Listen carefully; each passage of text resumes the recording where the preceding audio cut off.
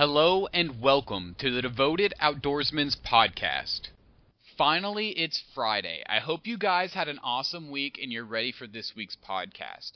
I'm just going to say it. This week has sucked. There's been like non-stop rain here all week long. Like it's not stopped. I mean, maybe it has for a couple hours here and there, but it has sucked. So, this week on the podcast, we are going to be talking to James Reese. He is the creator of the Bowhunters of America Facebook page. They have like 176,000 members, and it's a pretty awesome page. So I thought you guys would be interested in hearing a little bit of what James has to say about whitetail deer, bear hunting, and a little bit about his Facebook page. So, with all that being said, I'm going to go ahead and turn the mic over to James Reese, and we're going to get this podcast started. Okay, James, it's up to you, man. Hey, how you guys doing? I'm James Reese, 46 years old. Oh, shoot. Many years back, I was kind of a wild one. And in order to keep myself occupied and keep myself out of doing things that, normal kids shouldn't do, I started fishing. Of course, that naturally progressed into hunting. And I got to say that hunting and fishing and being in the outdoors literally saved my life, probably saved my freedom. I'm no saint, but in my 20s, I made a lot of mistakes in life that a lot of kids do, but I can say by the grace of God, I was introduced to the outdoors, and here I am today, and I love going out. I love bow hunting. I don't find the thrill in rifle hunting that bow hunting brings. And so, I just like to take my bow and get out there in the outdoors and enjoy God's creation and enjoy the peace and quiet and nature and I love watching the woods come alive. So, I'm very passionate about it, and I love getting kids and veterans in the outdoors and everything else that comes with it, man. That's how I got started. For sure. I feel like it's a good outlet for children and for veterans to get out there and just enjoy some time with wildlife and in nature and everything. So, who kind of introduced you into archery hunting? Was it like a family friend, or was it? Well, when I started hunting years back, my son-in-law, Jack Mills. He took me to the woods for the first time one day. It was kind of funny. I'm sitting on one side of a tree, he's sitting on the other, and I had just got here from Southern California, and I was very intent on watching. I would watch the woods so intently that my eyes would almost start watering, And way out through the woods, all I saw was just antlers turn, like a deer turning its head. So I whispered back to Jack. I said, "Hey, Jack, man, I seen a buck way out there, maybe 200 yards in the woods." And he kind of blew me off. Well, about 5 minutes later, here comes this buck right in front of me. So I'm facing the deer. He's behind me on the other side of the tree. So when I whispered to him, "Man, I told you there was a deer, and here it comes," he tried to inch around this tree. He was shooting a crossbow. He's trying to inch around this tree, and he's getting lined up, and he had that limb of that crossbow, man, probably 3-4 inches from my face, but I wasn't moving a muscle. And the deer busted us. So we're sitting on the tree, and we're sitting by the tree. We're kind of giggling about it. I'm telling him, "Man, I told you there was a deer coming," and he didn't believe me, obviously. And all of a sudden, we hear this thumping on leaves and just something running away from us. And we both look to our left, and about 6-8 feet away from us was this buck running away from us. So it was just kind of a crazy morning. And I thought, man, that was cool, and I got to go experience that. So I went and sat with him for rifle hunting. He finally killed a deer. And after that, I said, "Man, this is easy. There's nothing to this." So I took out I took a muzzleloader out, and I shot my first buck that year. I was just thrilled to death, I had also talked to a buddy of mine, Dirk Woods, and he was talked about bow hunting, and I decided at that point that, killing one with a muzzleloader is fun, but you know what? I really want to pick up a bow. And so I bought me an old Jennings Buckmaster ultralight, and there's really nothing light about that bow. Had a 31-inch draw or something like that. It was just horribly wrong for me. I didn't know anything about it. And I shot and I shot and I shot. I took it out and missed 4 deer that season. And then, I decided that I was going to buy a new bow, bought a Bowtech, practiced for 9 months, and then went out and I killed 4 deer my first real season bow hunting. That's a pretty intense story there. So what year was it that you started hunting? You said it was your son-in-law that introduced you, so. Yep. I started hunting in 2009. But it's awesome that you and your son-in-law got something to bond together on with something like that. That's pretty cool. Oh, yeah. Well, he used to come out. I used to come out for vacations all the time to Oklahoma from California years before that. And we always did a lot of bass fishing and stuff out here, so, there's not a lot to do in Southern California as far as hunting goes. So when you get to a place where you actually have some freedom, California is very restricted as far as laws and what you can do in the outdoors. I mean, if you even want to step off of the highway into the woods, you have to have an adventure pass, which you have to pay for. And you have, it's just, there's so many restrictions in California. It's almost impossible just to go out and have a good time in the outdoors. But when you move somewhere like Oklahoma, where you actually have the freedoms to go outside and do things, it's just, it's a lot easier to find a passion, and for me, it was just a natural progression. As soon as I got to Oklahoma, I just jumped in with both feet and I went for it. So 2009 that's almost 10 years, or will be 10 years next year, correct? Yep. Yes, sir. So what all animals have you harvested in that 10 years since you kind of just... I've harvested, a black bear. I've harvested, on the wall, we've got 1, 2, 3, 4, 5. I've got, I'm looking at 6 bucks that are actually on the wall. We've killed pigs, rams, pretty much anything that we can go try to hunt. Haven't killed a mule deer or an elk yet. Once I killed my black bear, I was kind of hooked on that. So, just a bunch of deer, pigs, bear, stuff like that, what we've killed. My wife is the same way. She's killed a couple of trophy hogs. She's killed a 17-point buck. Her bucks are getting bigger and bigger every year. She just killed her first black deer this past season.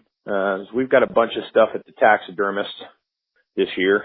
And, unfortunately, I'm a construction worker and I've got a bunch of taxidermy I got to pay for from last season, but we'll get it done.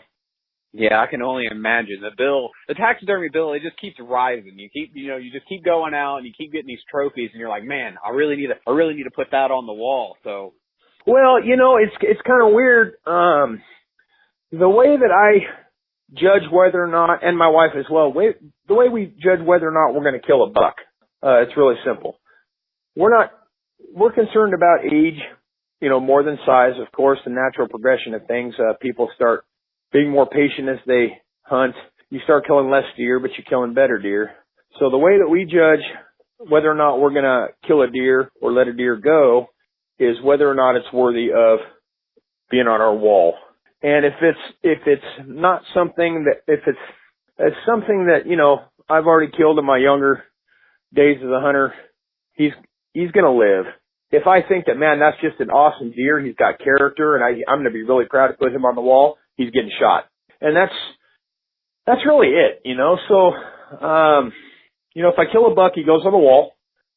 I want to let him live, he lives, So last year I only killed 1 buck. My wife killed 2. I took my 71-year-old mama. She killed a nice 135-inch buck. And that's about it. I don't know if that makes any sense to you, but for me, that's how we judge whether or not we're going to kill a buck. And I don't care what anybody kills. I don't care if they kill a spike. I don't care if they kill a, 110-inch deer or a 180-inch deer. People need to kill what makes them happy. That's their memory, not mine. Their hunt has 0 impact on my hunt. And I support anybody that goes out there and makes memories. Exactly. And that's where I'm at with it, is the trophy is in the eyes of the person that harvested the animal. If someone shoots a spike, I'm just as happy as if someone shot a trophy class whitetail. And it's really just about the memories, because those antlers, I mean, they mean a lot to that person, I'm sure, especially when people put in a lot of work on them and to grow that deer and such. But, you know, people got to realize that spike that they killed and that smile on their face when they harvested that animal, that's all I need to know, bro. You know, these people are thrilled to death. They're out there and they're enjoying the outdoors. They're out there, you know, they were successful. Killing a deer is not an easy task, especially with a bow. Any deer that you can get into range, you have won that chess game. Granted, you know, some deer are going to be a little less experienced than other deer. However, it's still an accomplishment to get a wild animal that is used to being hunted its entire life by almost everything in the woods, for you to get that close and for you to put a shot on that deer is an accomplishment. Okay, let's face it, these deer are used to being hunted. They're a prey animal. Everything in the wood wants to eat deer, pretty much. So they are masters at camouflage. They are masters at staying at a site. If you can beat that deer in its own environment, man, you did something awesome. And I don't care what deer it is. You know, you're going to get a congratulations from me. exactly. So going forward from that, you created the Bowhunters of America Facebook page. Where did you kind of get the idea for that? Well, I was an admin on a large group, and I was kind of a jerk to some people, you know, when they decided I wasn't a good fit as an admin. So I came home from bear camp in 2014, and I just sat down at the computer and I just said, I'm going to make my own group, and that was it. It was September 29th, 2014. So I just sat down and I figured, you know, I'm a bow hunter. Where do I live? America, Bowhunters of America. It was just an easy pick. And then it just kind of grew. We started out real small, of course, you know, started with 4 people. My wife, myself, Greg Blymeyer, Chris Gaida. We were the first 4 members of BOA. And once we got about 500 or 600 members, it just kind of started taking off. And we just started holding little giveaways. I come up with the logo, bought some decals and just started growing it. We had, about 25 or 35,000 members before deer season of 2016, I think it was.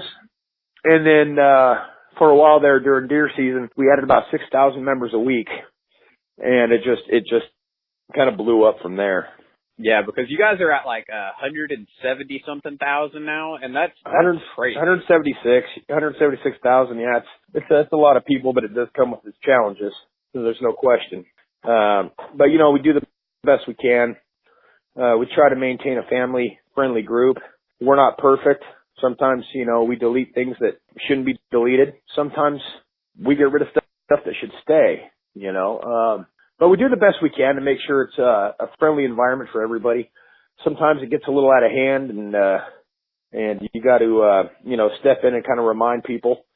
We're a very no tolerance kind of group. You know, we don't allow cussing.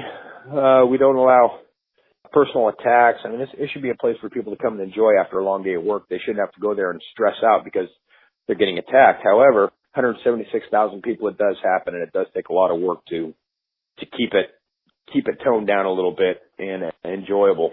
But we do try. We put a lot of effort into that group. One thing I did notice and I do like about this group is when people, let's say a hunter that's just now beginning, they get on there and they post something saying, I'm new to this. I don't really have an idea of what's going on. What do I need? I see a lot of members of the group actually helping people when it's not necessarily the same on other groups that I have been a part of. Well, I can tell you that of 176,000 people, there's 165,000 that are absolutely 100% supportive no matter what. They are absolutely, 100% all for helping other people. We do have some that are just, they think they're comedians and stuff like that, and they want to make jokes. But for the most part, it's a very supportive group. And, people nobody started hunting knowing anything. Everybody on that group who has ever picked up a bow or any kind of weapon to go to the woods had to do it at one time for the first time. Not everybody has parents that took them hunting. My parents never took me hunting, okay, ever in my life, or fishing. So, you know, not everybody had somebody to teach them or had a place for them to go hunt and explain management and do all this stuff. So, you know, when people post on this group, you know, they're really looking for help, and they look at BOA as a family. If you can't ask your family for help, who are you going to ask? I love the fact that new members ask questions. Once in a while, we get the one guy who wants to treat that person like they should already know, and I can promise you those people don't last very long. But it's important for us to realize that not everybody has the opportunity to learn from other people, and this is a great place for them to ask, you know, and don't be afraid to ask any questions ever on that group. I really like introducing people into the outdoors. I love the outdoors, anything about it, hunting, fishing, hiking. I like to be out in it and enjoy nature. And, you know, I live in Tulsa, which is kind of it's a city, and there's a lot of people that live here that have never had an opportunity to be introduced to the outdoors. So any chance that I get where someone seems to be interested in it, I try to take them out and I try to introduce them the right way. Uh-huh. So you said that you harvested a bear and your wife had harvested one this season, correct? Correct. Back in September. Yep. So I say we go up to Maine every year. I've got good friends of mine that run an outfitting business up there in Maine. It's Eastport, Maine. It's called Wabanaki Wilderness. And I shot my bear 3 years ago. My wife shot hers last season. I've actually shot it too. I actually gave one a haircut with my bow, and I went home empty-handed on my first one. But she was 300 pounds. She was a great bear. Really proud of my bear. And my wife shot one that was about the same size, about 300 pounds this past year. She shot hers with a rifle. And it's a lot of fun. If you ever have a chance to get up to Maine, I suggest everybody give Robert Dorr or Clinton Ashby a call and get up to Wabanaki Wilderness and chase down that bear, because that's an adrenaline rush that no deer has ever given me. What's a hunt like that cost? 6 days of hunting in Maine, including your food and lodging, is $1,700. Your tag is going to cost you $159 over the counter archery tag. I think a rifle tag is like $180, $189, something like that. So it's really affordable. And they'll treat you like family, and he's going to work his butt off try to get you on a bear. And he's got a pretty good success rate. There's been several years that we went where he had a 75% success rate. And there's been a couple of years we had about a 50% success rate. I mean, these are wild animals. You never know what they're going to do. However, he's got some really good spots, and he really works hard at getting people on bear. See, I feel like that's a pretty affordable hunt for somebody. That gets you out of your comfort zone if you're stuck in the Midwest, I would say, in a whitetail state or, you know, something like that, or down south. I know there's certain states that have black bear. You know, Oklahoma has an up-and-coming population, so does Arkansas, and I'm sure there's a few other states. But I think it would be cool to go up to, like, Maine or something like that and do a hunt like that. Now, is that over bait or... Oh yeah, that's baited. He uses all kinds of things that bear love. That's definitely a baited hunt. But you know, it's just when you're sitting there and you'll never hear these animals come in. You're sitting there and you just kind of look away or look down. You look back up, and then they're just right in front of you. Unless they break a twig, you're never going to hear a bear coming. And let me tell you, if you can control your breathing the first time you ever see a black bear while you're hunting one, if you can control your breathing and your heart rate, man, you're better than I am, because let me tell you what, my heart was jumping out of my chest.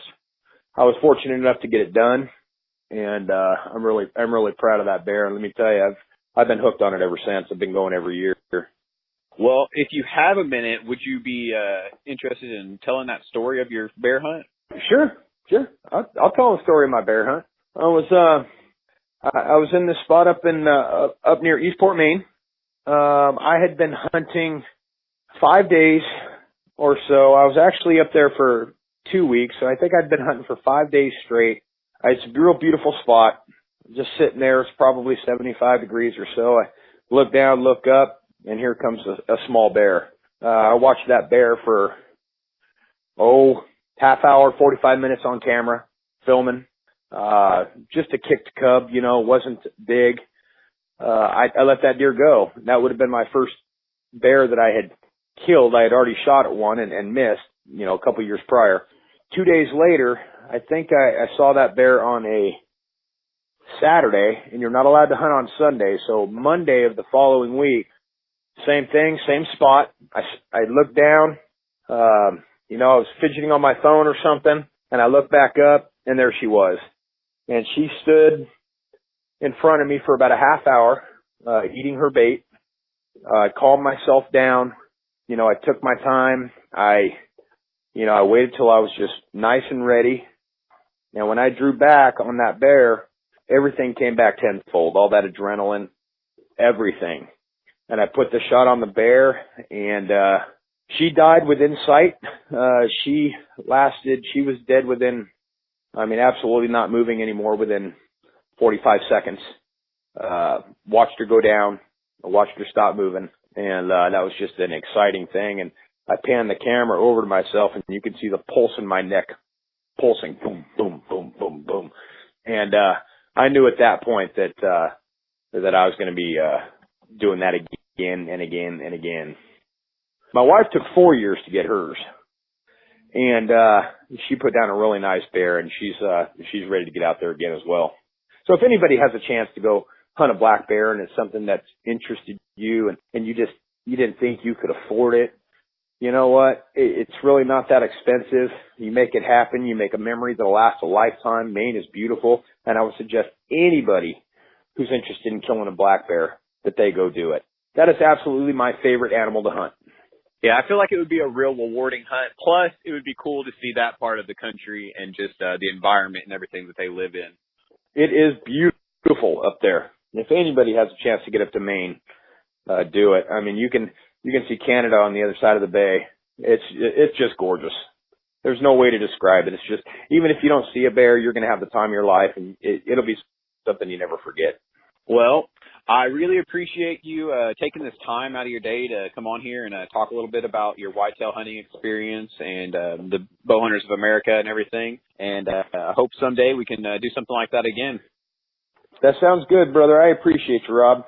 Is there anything that you want to plug? You can plug your Facebook page or anything you want. Just go on Facebook if you choose to. Look up Bowhunters of America, all capital letters. Bowhunters, one word. Bowhunters of America on Facebook. There's 176,000 people. If you're not a member, feel free to join, and we'd love to see you guys there. So I want to let you guys know that it is still raining outside, and not just a little bit. It's pouring. With that being said, I think Bowhunters of America is a great page. It's not just for people that are experienced bow hunters. It's also there for the beginner. There's lots of people that are more than welcome to help you. And James Reese has made it very clear that he has a zero tolerance policy when it comes to people harassing or trolling other people, and I think that's great. Because I've been a part of other pages in the past where, a beginner will get on there and ask an honest question, and he has all these people that are giving him these ridiculous answers. And, a lot of times they're answers that could possibly get that person harmed or in trouble. So if you're looking for a great page to join, definitely go check out Bowhunters of America. I hope you guys enjoyed this week's episode of the podcast. I think James has a pretty unique story. Being introduced to the outdoors by your son-in-law is something that I think is pretty cool. And I'm glad that his son-in-law did introduce him to the outdoors, because if he hadn't, we probably wouldn't have one of my favorite Facebook groups, Bowhunters of America. With that being said, I hope you guys have an awesome weekend and stay dry. If you guys would take a moment out of your day and go to YouTube and check out the Devoted Outdoorsman YouTube channel, that would be awesome. Make sure to hit subscribe. It helps us out a lot. And if you guys haven't already gone and liked the Facebook page, please go do that. It's the Devoted Outdoorsman on Facebook. And I wanted to remind you guys that Trenton Southards of Ambush Lure Co. did give us a discount code. It's DEVOTED, and that gets you 10% off a purchase of any of his UV jigs. Go check that out, guys. They are awesome jigs, and I'm sure you will catch a lot of bass with them. I hope you guys stay dry, stay safe, and I'll see you Saturday for another episode of the Devoted Outdoorsman podcast.